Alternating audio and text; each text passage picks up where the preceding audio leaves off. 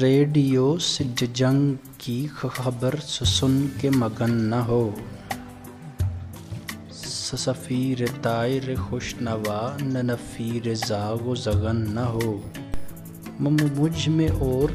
تجھ میں جو ربط و ضبط تھا، بلبل اور گل میں بھی میانۂ چمن نہ ہو، نام بر شش و پنج میں مجھ سے ہے پوچھتا، کمر تو ان کے ہے نہیں، کیا کروں جو دہن نہ ہو، حقیقت منتظر لباس میں مجاز کے،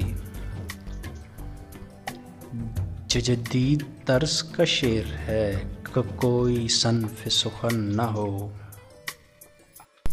رقیب روح سے بزم سے نکل گیا تو رو پڑا، مزہ تو جب ہے پٹ کے بھی ماتھے پر شکن نہ ہو، نہ جائیے رقیب کے گھر خدا کے واسطے، رفیق اس کو نہ جانیے جو مجھ سا نیک چلن نہ ہو، جعفری غریب ہے تمغہ اس کو نہ دیجیے، قدر اس کی جو بڑھ گئی